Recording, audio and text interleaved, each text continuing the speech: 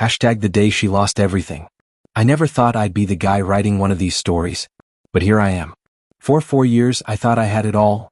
A solid relationship, a future with the woman I loved, and a dream of buying a house together. Mira was everything I thought I wanted. Charming, ambitious, and as I would soon learn, a complete fraud. I had spent the last 3 years saving nearly $35,000 for a down payment on our future home. Mira knew about the savings, and while we had always split expenses, she started asking for small favors here and there. First, I covered a little more rent because she was stressed at work. Then she needed help paying off a credit card bill. Then a few thousand for some business investments. I was too blind to see the pattern. Mira worked in marketing and had a close work friend, Jonas. At first, I didn't think much of it, just a colleague, she always said. But then came the late-night texts, the private jokes, the way she would light up when his name popped up on her phone. One night, while she was in the shower, her phone buzzed. I glanced at the screen. A message from Jonas. Only a few more weeks, babe. Can't wait for our trip. He's never going to know. My stomach dropped. The next day, I logged into our joint savings account. The one meant for our future home. The balance? 0. She had wiped it clean. That night, I confronted her. And she didn't even try to deny it. It's just money, she said with a shrug. Jonas and I are going on a trip together. We deserve it. I felt like I was going to be sick. Then she laughed. You're too nice to leave me over this, she smirked. You always forgive me. And in that moment, I realized something. She was right. I had been too nice. But not anymore. I didn't react the way she expected. I didn't yell. I didn't argue. I didn't even call her names. I just nodded. Okay, I said, my voice calm. She blinked. Wait, what? I could see the confusion on her face. She was expecting a fight. Drama. Tears. Anything to make herself feel important. But I gave her nothing. I turned around and walked away, leaving her standing there. And that was the moment she lost all power over me. The next morning, before she even woke up, I started working. I closed our joint account and opened a new one in my name only. I rerouted my direct deposits. I removed myself from our lease, leaving it fully under her name. I canceled every shared subscription, utility, and credit card with my name on it. I informed our landlord that once the lease expired, I would not be renewing it. But I wasn't done yet. I started digging deeper. I went through our old bank statements. What I found was worse than I imagined. Not only had she stolen our house savings, but she had also been using my money to pay off Jonas's debts. Thousands of dollars, gone. And it didn't end there. She had been lying about her finances for years. Credit cards maxed out. Late payments. She had been living a luxury lifestyle on borrowed time. And now I was going to make sure that time ran out. The morning of her flight, Mira kissed me on the cheek like nothing had happened. I'll text you when I land. I smiled.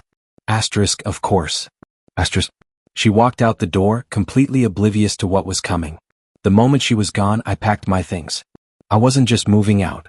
I was disappearing from her life entirely. I found a new apartment, under my name only. I forwarded my mail. I changed my phone plan.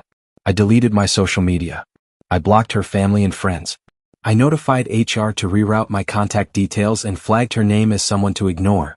By the time her plane landed, I was gone. She just didn't know it yet. And before I left, I made sure to tie up all loose ends. Her car insurance? Canceled. It had been under my name. Our Wi-Fi and utilities? Shut off. Our rent? The lease was now entirely hers. Mira thought she was getting away with it. But when she came back, she would find out. Nice was gone. And so was her access to my money. Mira always thought she had me figured out.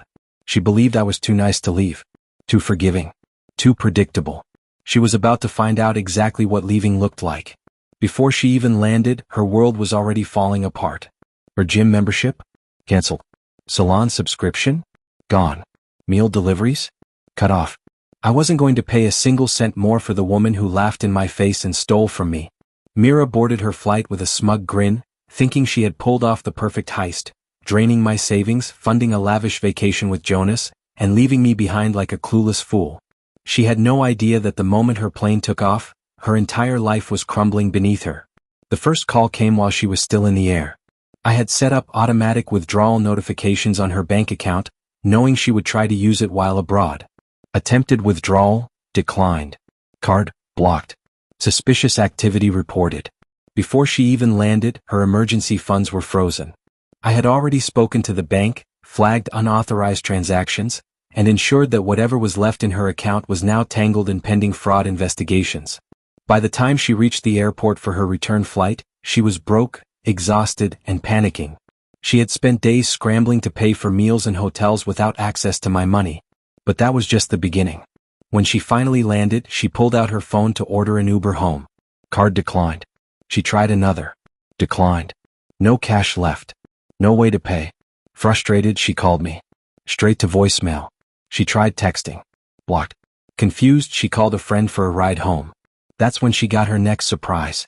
When she arrived at our building, she saw a for lease sign out front. She rushed to the door, fumbling for her key. It didn't work. Panicking, she banged on the door, only for the landlord to inform her. You no longer live here. The leaseholder removed himself. It's in your name now. Oh, and rent? It was due yesterday. Her jaw dropped. For the first time, it hit her. I was gone. Desperate, she ran to her car, thinking at least she had that.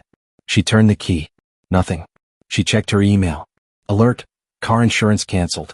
She wouldn't be able to legally drive it without paying a hefty reinstatement fee, which she couldn't afford, because her accounts were frozen. Then came another email. Past due balance, power disconnected. She was now locked out of her own apartment. No money, no car, no power. I could only imagine the look on her face as the reality sank in. The life she thought she controlled was slipping through her fingers. And there was absolutely nothing she could do about it. She did what she always did when things went wrong. She called me, thinking I would come running to fix her mess. This time, there was no response. Then came the text. We need to talk. I don't know what's going on, but I'm sorry. I think there's been a mistake. Please call me. Babe, please, I need your help. I let them sit unread. Let her squirm. Then, after hours of silence, I sent her one message. Remember when you said I was too nice to leave? You were half right. I did leave. You just never saw it coming. Blocked. Mira always thought she was the smartest person in the room. She believed she could manipulate her way out of anything, especially with me. But this time, there was no coming back from what she had done. And now, as she sat in her powerless, empty apartment, unable to even afford food, she was about to learn the full weight of her actions. At first, she tried to save face. She called her friends, hoping to crash on their couches. The second they heard what she had done, most of them ghosted her. Desperate, she called Jonas. Her work friend. Her partner in crime. At first, he ignored her messages. Then, finally, he responded. I can't help you. Don't contact me again. Turns out, Jonas had a wife. The moment Mira got back, his guilty conscience kicked in. He wasn't leaving his marriage for her. In fact, he had already blocked her on everything.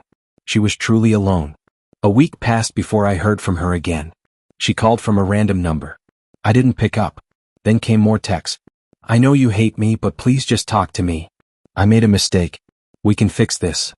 You don't have to be so cruel. I thought you loved me. I lost my job. My credit cards are maxed out. I have nothing. Please, I just need help. I read each one. With satisfaction. Then I sent her my final message. You loved me when I was useful. I loved you when I thought you were a good person. Neither of those things are true anymore. Blocked. For good. A month later, I ran into a mutual friend, Sophie. She's staying at her cousin's place, Sophie said.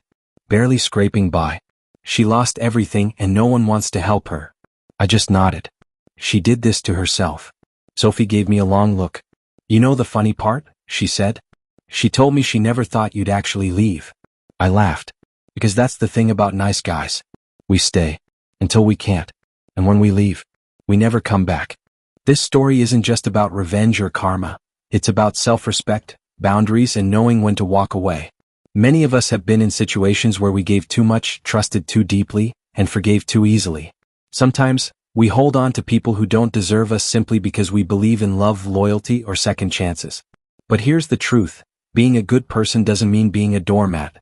Small blue diamond, respect yourself enough to walk away from those who take advantage of you.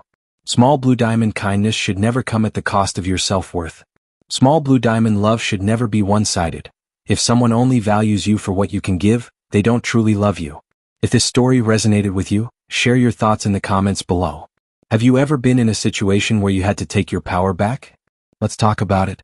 Don't forget to like, share, and comment. Someone out there might need this lesson today.